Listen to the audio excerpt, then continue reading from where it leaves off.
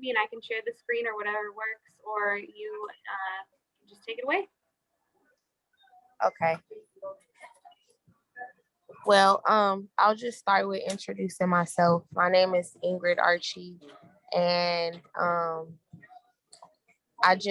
I reside or I grew up in South Central Los Angeles my whole entire life. My background is working in nonprofit and running campaigns, um, basically providing the community with employment when they come from incarceration. And then also I work for an organization that provides housing for women who come from incarceration. So I've been formerly incarcerated, I would say the past 20 years in and out. I kind of did life on an installment plan and I got around to the work because, I went through a program once I came home from prison and I started, to be around like-minded people that wanted to do better. And so here I am. Now I have my own business where, we provide services to people, trainings. We train people who work with system impacted people, and so on and so forth. And it's called Motivate, Inspire, Determination. Um, Also, I have my co-facilitator with me. Her name is Latanya, and she has her own organization as well called Warfo, and she's gonna just give you a brief description about it, and then we'll go into the discussion. Yeah, so Warfo is a healing, violence prevention, and education hub for gang members, Black gang members in particular, and system impacted folks. Um, and yeah, and the base of it is healing though. But I mean, it's not a whole lot more to say about it other than that. It looks like we do multiple things, but really it's just healing. But some of it is um, life skills as far as participating in workforce and gainful employment and all of that. But all of that is just healing, especially for Black people, being that a lot of our harm comes from financial instability and whatnot. But it's just a healing. It's like a trauma center for not only physical traumas, the systemic oppressions that are being talked about a lot nowadays. But yeah, and I lead healing circles in the South LA Healing Circle, a community safety initiative. I'm the head person over the healing circles. So yeah, and that's a collective of organizations out here.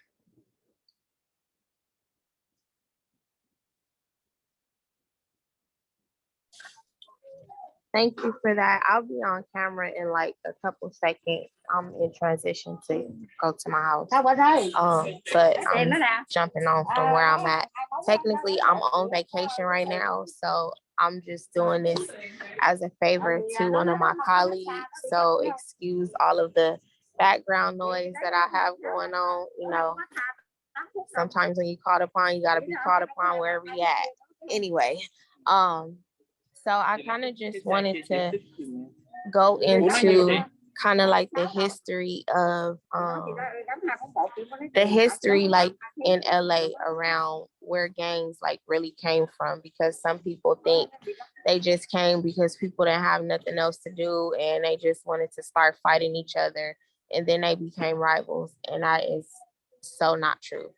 A lot of the early gangs in the 40s were formed because you know there were white people here, of course, in some of the what's now inner city areas. And when Black people started to move in, the white kids would fight them and just harass them and do all kind of racial stuff. And so in response to it, they formed cliques of protection, in their respective areas, because it was happening in little pockets, throughout Compton, Watts, Los Angeles, where more so it was on the east side, but which is like Compton, Watts, that area. The west side is like South Central, Inglewood, so on and so forth, right?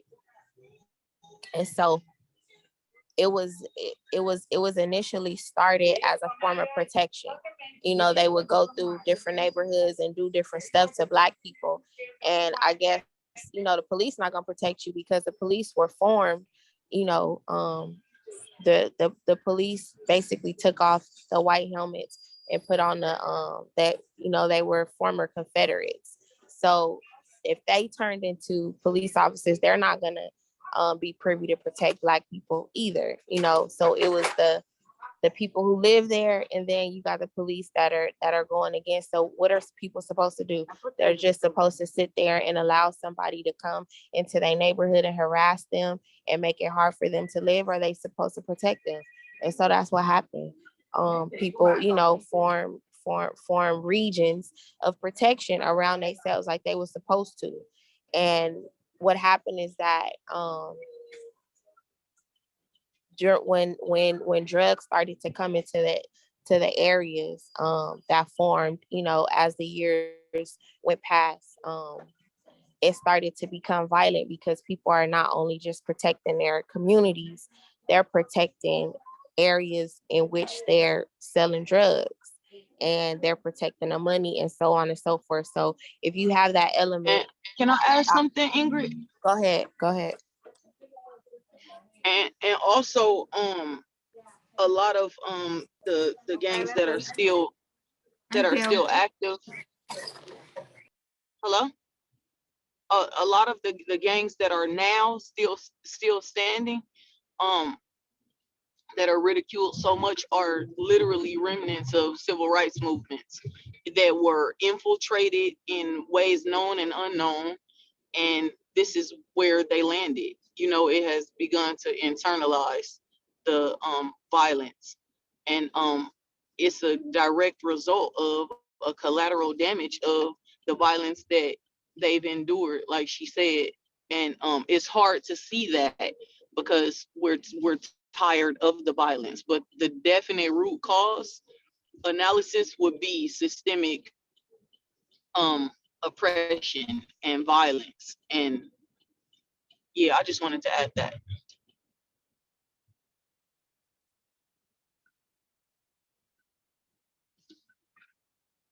Ingrid? Yep, I'm here. Hey, girl. Y'all excuse me. This is my friend right here. Anyway, so where did you leave off at, Latanya? You left off on the I was just explaining because it's so first of all, I always start off with explaining to people, the most do-gooder of people, that we are all, even Black people, conditioned and trained to not have compassion for Black people. And I feel like it's necessary to start there because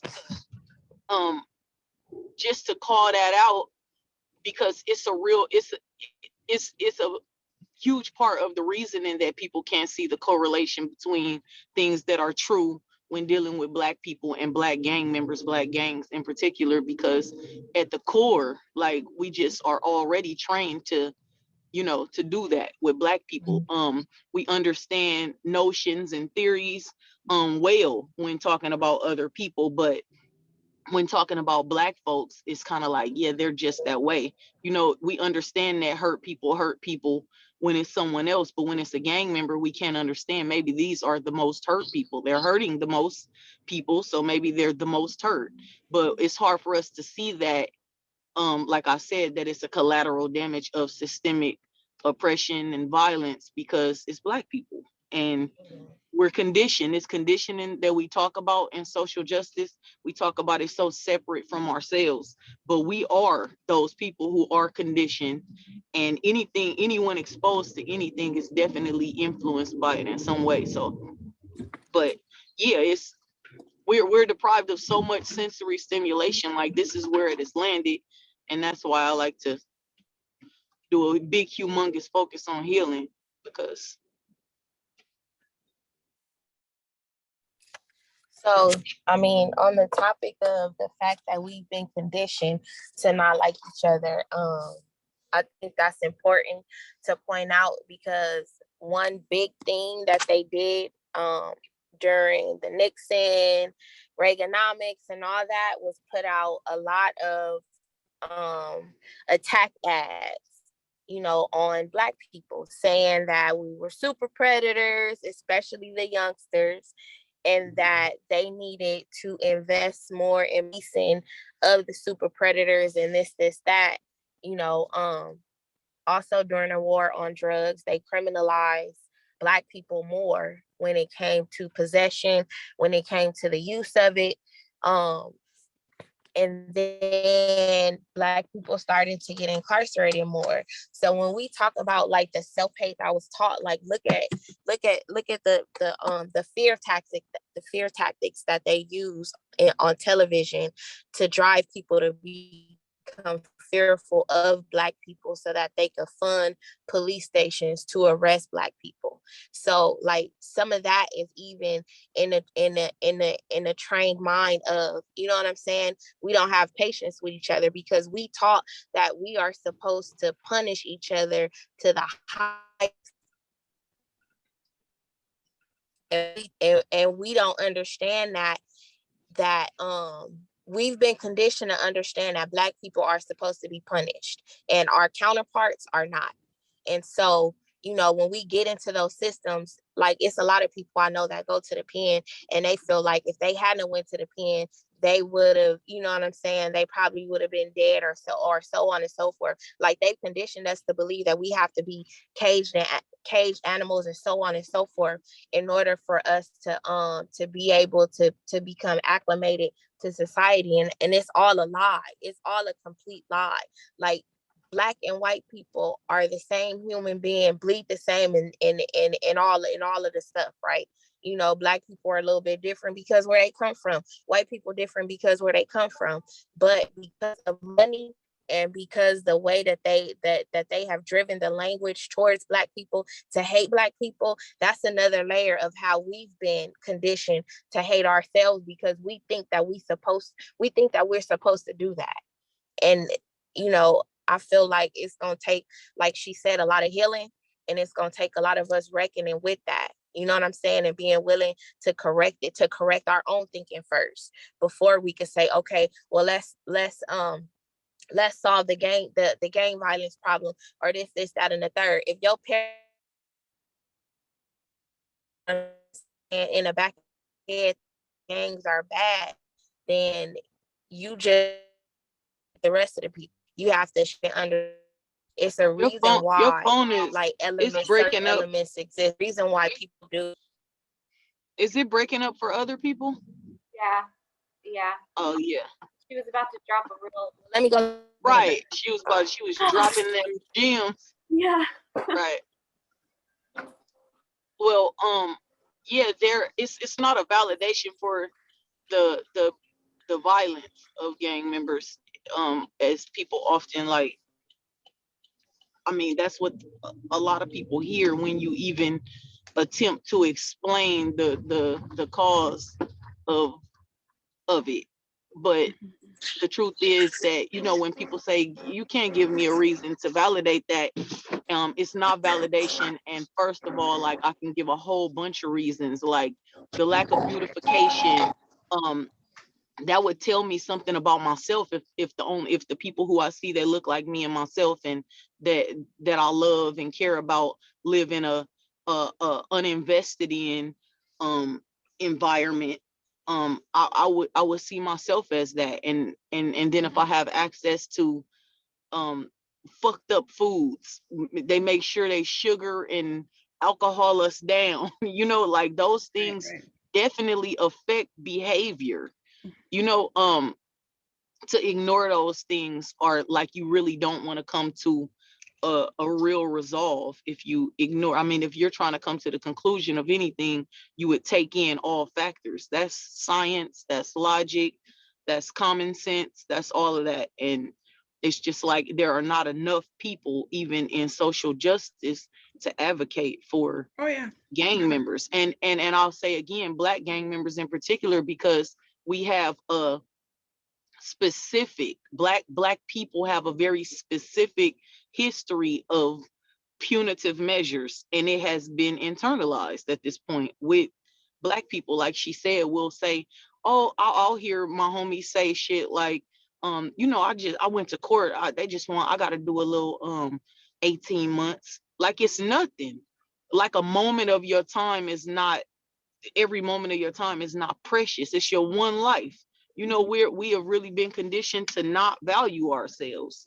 And people think that law enforcement and the world is harsh on Black people because Black people are harsh. But no, Black people are harsh because the world and law enforcement, it has been harsh on us. Like it's and until we really stop saying things like those are excuses, then we won't really be able to get to any resolve. I don't care what program or whatever is you know, created, because there'll be some sort of impatience with Black people, because you will not fully get that it took so long to create this condition, and you would have to give probably even more time, even you will probably have to give even more time to the solution, because it's an untraceable web of effect of what is happening. And it's not just this lifetime. Memory lives in DNA. We are like walking, talking pain. You know, we house the DNA of people who dove over ships with their babies. So yeah.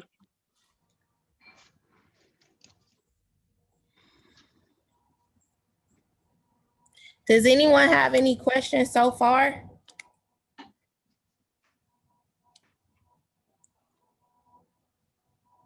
Does anyone want to know anything? I know people have billions and billions upon billions of questions about gangs in LA. So here is your time to ask them.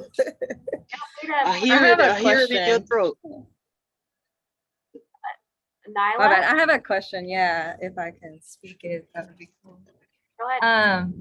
So my name is Nalia. I am a PhD student at UC Irvine, and my research kind of looks at gang violence in the U.S., specifically as it pertains to Central American community, Salvadoran. So, and I'm also formerly gang affiliated. And one of the things that I've been seeing in my research is the use of RICOs, federal RICOs against gang members. And like one of the things that I'm noticing is like the gangs that are getting the most RICOs are like, there's only a handful, and they are predominantly Black gangs, right? Like Bloods and Crips are two of the gangs that have had the most federal RICO indictments. And so I'm just like curious, one of the things that I'll be talking about tomorrow in a panel with some other folks is how RICO indictments kind of interrupt peace building movements. And so I'm trying to, like, I guess my question is, like, have y'all noticed that in like the RICO disrupting community spaces and the communities you're a part of? Yeah, well, I'm from one of the gangs that have suffered from it. I'm from the jungles. I'm from Blackstones, and I happen to have had caught my own federal case before they had already been investigating and had all the informants in my neighborhood before I went, unbeknownst to me or anyone else. And I caught my own private case, and I went to the feds. And then soon as I went, like all my I'm talking about everybody who was of influence that was older, that would tend to tame down the beefs, or tone down the beefs, or calm down the young homies, at the least with other blood hoods, were taken away, each of them for 10 years. I can name 5 of them off the top of my head that were very influential in my hood as far as just keeping that sort of peace, or even toning down some of the in-house beefs in our hood. And once they left, I totally see the lack of guidance and the bad guidance and what the result of that was. Now most big Black hoods that were in under federal indictments are in a disarray. You see so many more in-house killings in Black gangs. It's it's nothing new though. It's the dismantling of the leadership in Black communities, and we wouldn't like to call the G homies from gangs Black leaders, but that's exactly what the fuck they are, because the young homies are definitely gonna listen to them way before they listen to the law. They will die and go to jail and kill and all of that before they do that. And the powers that be know that, so they take away the last bit of structure and guidance so that they can really dismantle it and do what they will with us. So I'll say, like, for my community on the east side, I seen a whole block disappear because of the RICO Act. My first prison trip, I think, was in 2001, whenever it was. And I remember, like, one day it was, and just like she was saying, on this particular block, it was a lot of, like, older homeboys that was on there, like people who kind of, like, I wouldn't say they was ahead, but they had a say so, around what went on in the community. And they took them all to jail, all of them, the whole entire block of them, like, and then in other places, when the feds come, they come and hit in your spot simultaneously, no matter where they are in the country. And so I feel like it not only disrupts peace, it ravishes communities, because although, people that work in these spaces, they talk about peace and all that, but there's an element that we forget, that, you know what I'm saying, these people come from families, and when you're destroying families, you're destroying families block by block in communities, then you're going to see violence, you're going to see all the different elements, because the family dynamic, you know what I'm saying, that's a strong dynamic. We all know without some sort of family dynamic or some type of support system, it's hard for us to move along in life. You have to have some sort of support system. And even in a community, when you have people, when you have people, when you have a pecking order, or the way that things go, things move a certain type of way. They move smoothly. Maybe not all the time. There may be rough ends, but when you remove the pecking order, then it's complete, it's complete disarray. And this is not just happening in the jungles. This ain't just happening on the east side of Los Angeles. This is happening all over Los Angeles, all across California, and all across this entire world. And the people who are benefiting from this are law enforcement, the coroner's office, and mortuaries, and the prison system, and DCFS. These are all the systems who benefit when they have things like the RICO Act, where they break up communities, where they remove the leadership, and then communities are left in disarray. So it's a domino effect. It's not just like, oh, that person is gone. Like, it's a whole ripple effect of things that happen for years. You know what I'm saying? That family is never the same. That community is never the same. Yeah, thank you so much, both of you.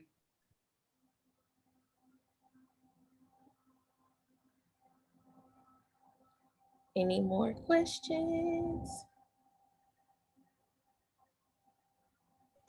If I may ask, out of curiosity, like, if I know that capitalists use a lot of prisoners for labor, Mhm. and for cheap labor. so that they don't actually have to pay a living wage to, anyone else. Do you know how many, like, well, I guess it's everyone that's being used for cheap labor, or how many hours they work, that sort of thing. Just curious, because it's clearly, I mean, prisons shouldn't be even privatized. And I'm just curious. I know that a lot of them, had been used to, like, for, for various things, for fight off fires and so forth, but they're only getting paid for, like, just a few pennies. It's just, that, I guess that would be something that I've been curious about. So I was at fire camp. I made $1 a day, I think. $1 a day. Some people who are in different positions in fire camp make $2, $3, but I don't think it's more than $5 for people who fight fires. And the funny thing about that is the officers who are there to supervise, the inmates, they make $100 an hour. Yes, they make $100 an hour. So say for instance, the fire is 3 days. They're being paid on a continuum, $100 an hour. Some people have even bragged, I went and bought a brand new car off one of the fires. You know what I'm saying? Like, I sat on a fire 4 days, cashed out, went and bought me a car. Like, this is what we hear, from the officers inside. Like, they have these conversations. $100 an hour is like, yeah, $100 an hour. Like, to just sit and watch somebody spray some water and save other people's lives and jump through And hurt themselves. And that's another thing. When you're in fire camp, if you hurt yourself, you get disciplined from that, because you're supposed to stay physically fit. So if you hurt yourself, then they add time onto your sentence, because you're not basically keeping the state property up, and you become state property once you go to state prison. So if you're not keeping your person, which is state property, physically fit and in good condition to fight a fire, you are penalized for that, and time is added to your sentence.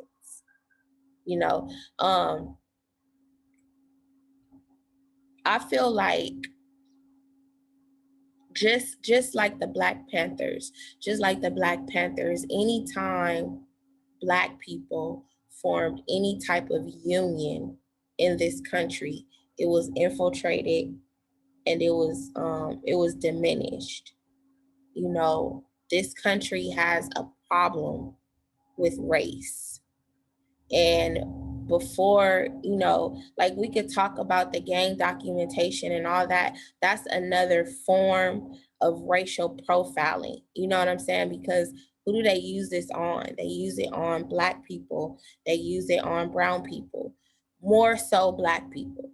You know what I'm saying? It's a way for them to put them into a system and then continuously, find ways to mess with this person. Because once you on gang documentation, like, anytime you commit a crime, your time doubles.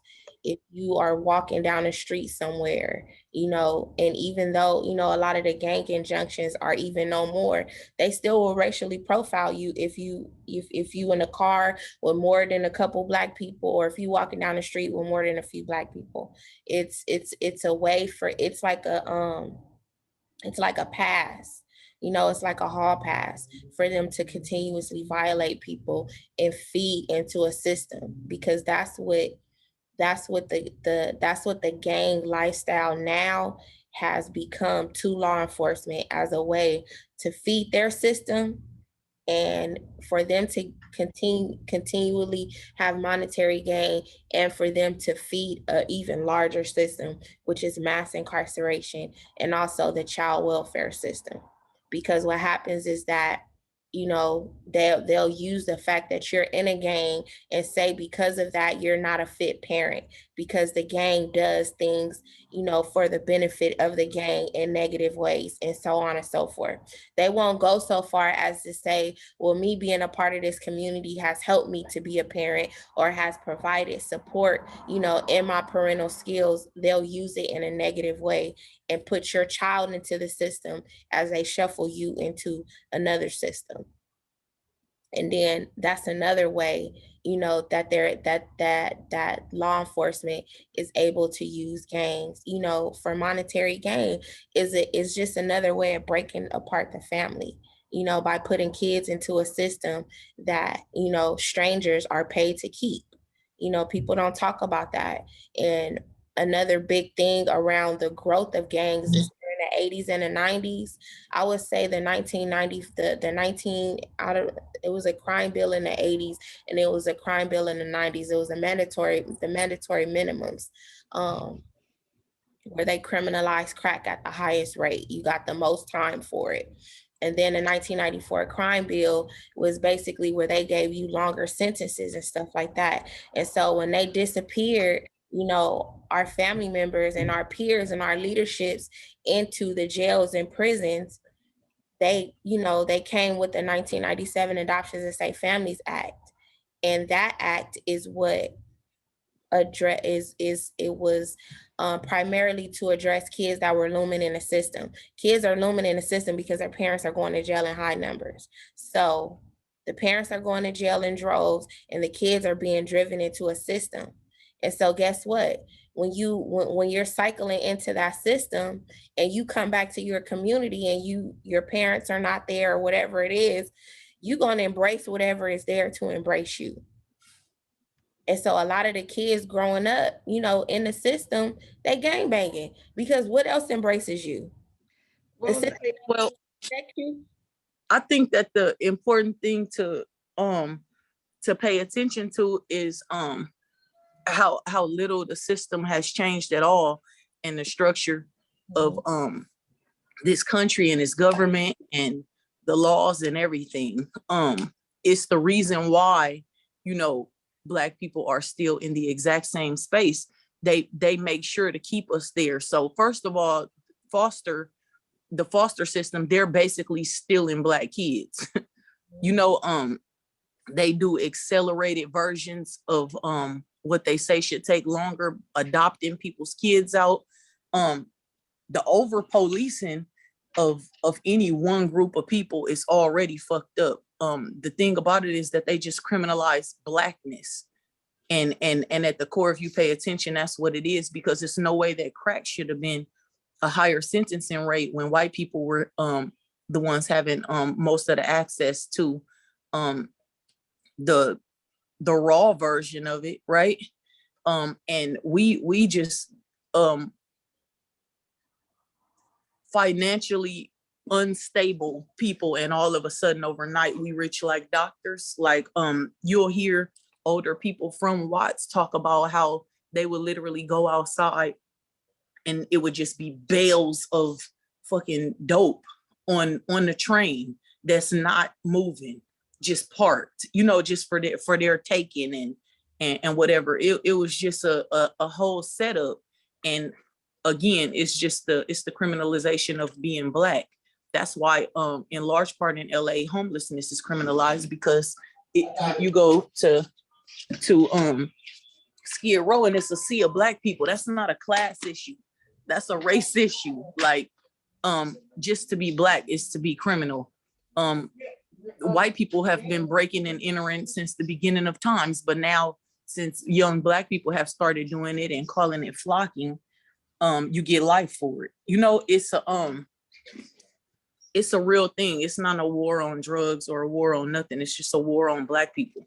Absolutely. It's a war to keep the powers that be in place. And I just wish that non-Black people would, other white people will realize they're not even the real white people who we're talking about. You know, like Dave Chappelle said, y'all not even the real white people. We all in the same boat, which is the reason they killed Martin Luther King, because he got to talking about a poor people's movement. And that would include too many people that aren't Black also. You know, we all running this rat race, but at the core of it, what keeps it spinning on this never ending axle that they talk about in the Willie Lynch letter is that they have based it on something that's indefinite.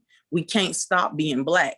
So they got something forever to base things off of and create this system that steps on people, starting with Black people. But it's just the criminalization of Black people. Just all you got to do is pay attention. You don't have to favor Black people or anything. It's just, you just got to pay attention.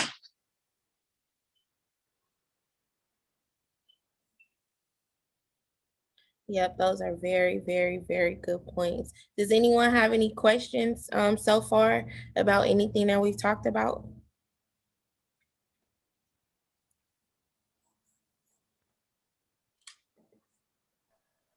Again, feel free to put it in the chat or just unmute yourself.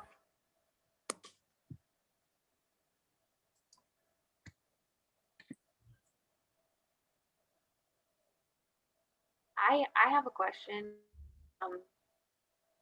Latanya, you were talking about your healing circles. I wanted to hear more about that. What does that look like? Is it So like it looks like, yeah, it looks like different things, whatever each of those orgs and those individual facilitators have to offer.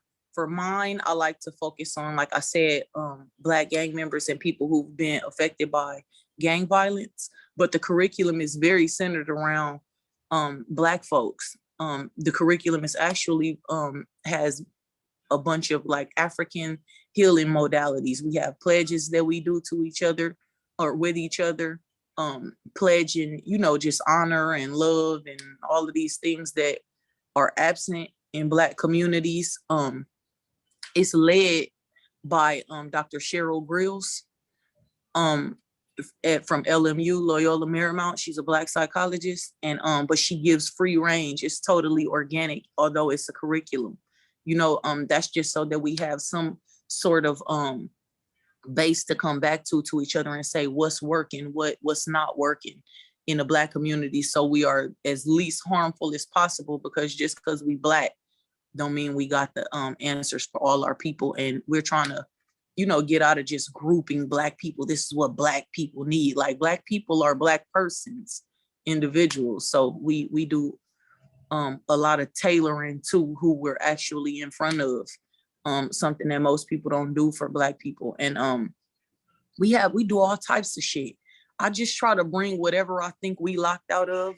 I bring in people who do sound bathing. We do hella like water manifestations. We learn about self-talk, the power of language, and all of that. And where do Black people fit in that? Because sometimes people talk about those things and it comes from a place of privilege that they could even get to a place of believing that that's possible for them, you know. But we just do a whole bunch of conversating, uplifting each other, having just a safe space where Black people can be human and not have to be strong all the time, but also know that it's like some joy in this world for us if we stick together and learn together. We teach each other about, you know, just civic engagement and the histories and of, you know, certain things that have landed us here. Like I said earlier, we learn about what is gerrymandering, what is gentrification really at its core, what does that mean for us economically? Like, where are Black people economically? And, you know, we just learn the language of we just learn the language of shit that we really been dealing with our whole lives, but we locked out of the conversation, like I said earlier, for good reason and on purpose, you know, to the powers that be. But anything that's healing, we bring in masseuse. We do hella team building activities, and we just communicate and love on each other. My healing circle is called Gut Healing Circle, Gaining Unity Through Transformation Healing Circle. APUU, that's another organization. They have a healing circle.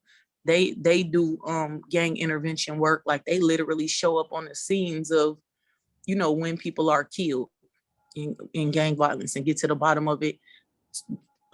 Do as much of the communicating that they can as possible with the people who are harmed by it, to tap in and try to make sure that it don't explode or implode or whatever. Second Call leads a healing circle. They do like parenting, anger management, and domestic violence, court mandated people. So yeah, so mine with WARFO, my org is called WARFO, WARFOA. It stands for We Are Responsible for One Another. But my healing circle also has a name, because I had my healing circle before I had my org.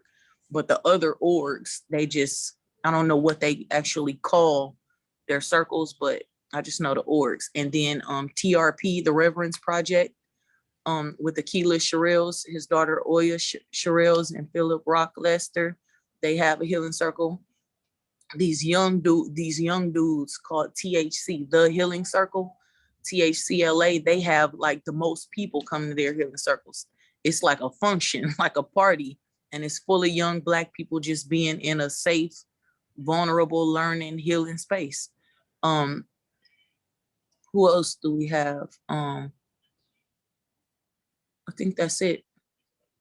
And I should know because I'm over all of them. Yeah, that's it. Thank Yep. you. Yeah, that's like great to hear. That with Black-led healing circles, that's exactly what we should be going towards and funding that. There's another question in the chat. Any tips on helping Black gang involved folks to feel comfortable to open up and speak with their attorneys regarding a case? That's snitching. That's not gonna happen. You can't do that. Well, two, I wanted to say something. What is this? Kara. I don't know how to say your last name. Kara. Do you have any tips on helping young Black gang involved men/women to feel comfortable enough to be able to open up and speak with their attorney regarding the case? First of all, they all have lunch together and they're friends. So I wouldn't suggest that, because it's a whole machine on both sides that work against Black people. It's like the whole system is still doing what it was created to do. Gather its slaves back up and put them back into slavery. So I would suggest that they I wouldn't suggest trusting any of them.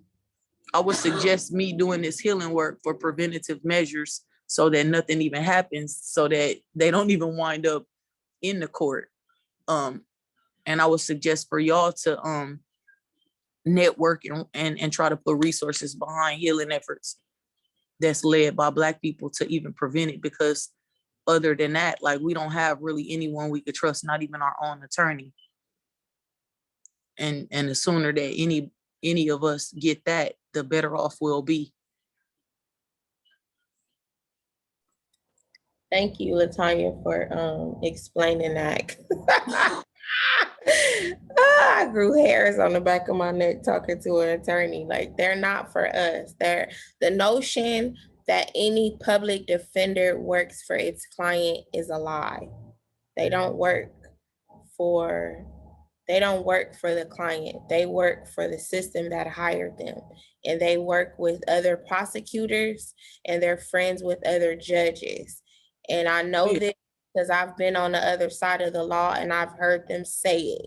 You know what I'm saying? They all have lunch together. So while we're thinking that it is the public defender's office against absolutely not. They work in cohesion because they want to get a case closed. So they're not going to work separately of each other. They may represent you and tell you, I represent you, it's my job, this, that, and the third. But at the end of the day, they work in the interest of making sure that they keep the numbers up, in regards to making sure that you plead guilty in a case, because that's lucrative as well. You know how I would describe it? So I remember a speech being made by Malcolm X, and he was talking about the wolf of the South. When Black people were when slavery was abolished, when the white people of the South were the white wolf, and the white people of the North were the white fox. They would act as though they were allies and friends, and show, you know, have you gain your trust and then attack you. And so I would say that the prosecutors are the white wolf, and the defense, your public defender, is the white fox. And that's regardless to the color of what the actual color of what your attorney is. But it's a system, and it's working great. It's not broken, and they all work together. And like I said, that people, not just us on this call, but are really trained to not have compassion for Black people. So it's almost like they see everyone as guilty. And how would you deal with who you feel is guilty? Don't get caught up on watching Law and Order and watching defense attorneys arguing with the prosecutors in the room and saying, you know, they don't care if their client may be guilty or not. They're there to do their job and defend them. Like, be for real. This is real fucking life, and it's America, and we all know what America is based on. Like I said, that never ending axle, and every system within it is that also. That's why they can wrap their minds around stealing people's Black kids and sending people's Black kids to prison as adults also. It was another thing too. It was this thing, it was like a picture of Maya Angelou and Malcolm X. And it said, for Malcolm X, if I would have died at 20, I would have died a criminal and a drug addict. And then it had for her, it said, if I would have died at 20, I would have died a prostitute and something. But it's that, like, we're not even treated as Black youth like we can change, on top of the fact that so many factors contribute to the behaviors already. Like, not even treated as though, you know, anything can change about us. Ingrid and I are prime examples of what can happen when invested in, you know, coming from that, heavily participated in gang culture, and here we are now advocating for those people. And you know, it's just, I really always tell people, I literally feel like the real intelligence is compassion. And so I would suggest to everyone on this call, even the Black folks, to start building that muscle, and then all the other shit is going, you'll fall in place where you're supposed to land to help whatever situation is near and dear to your heart.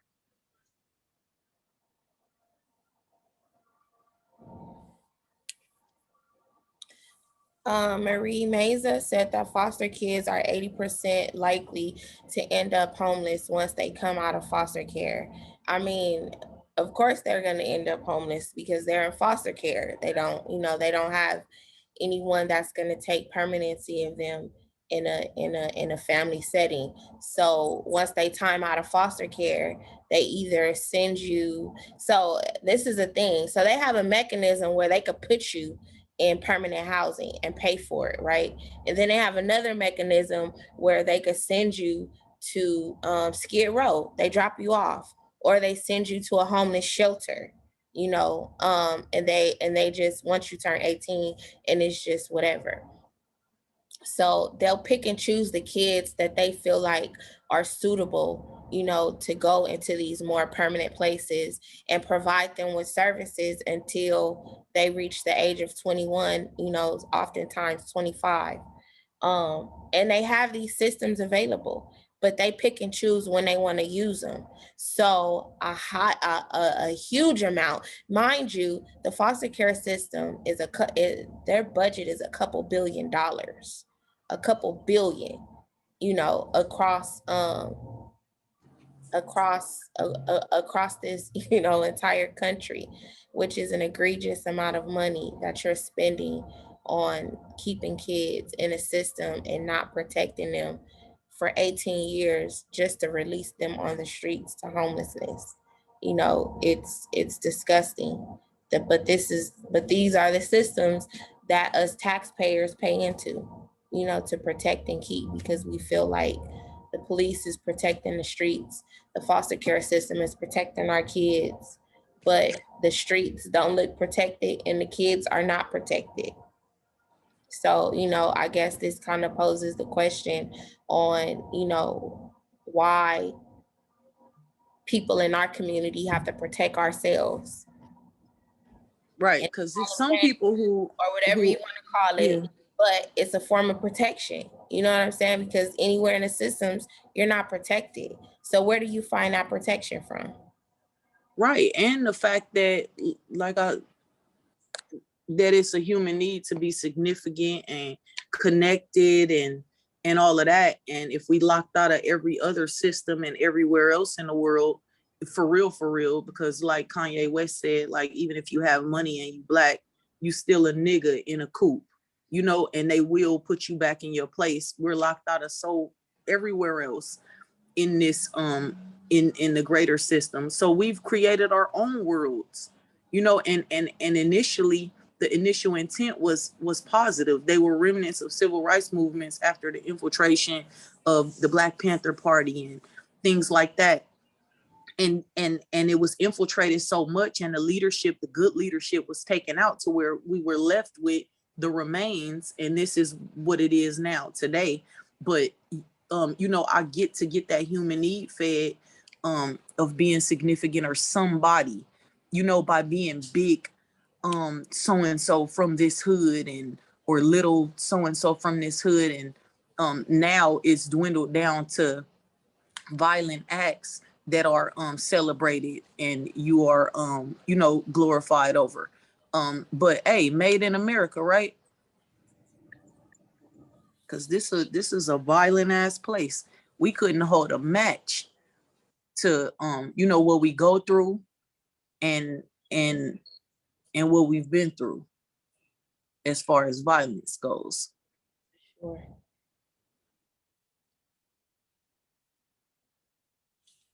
It's 12:30, and I know we kept y'all 2 minutes over the time.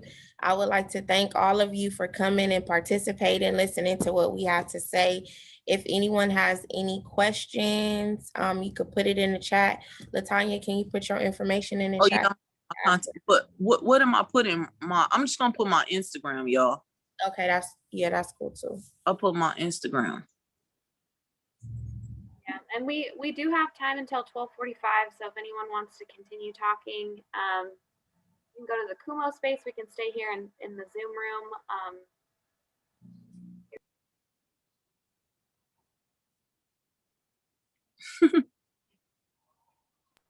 Wow, I was on mute the whole time. Sorry. I was just saying that we have till 12:45 actually. So if anyone has any other questions, we can stay here and chat some more. Thank you both so much. Thank you, Ingrid and Latanya, for sharing all of that valuable information on the history and for sharing your lived experiences and for your time. Thank Yeah. you guys for having us.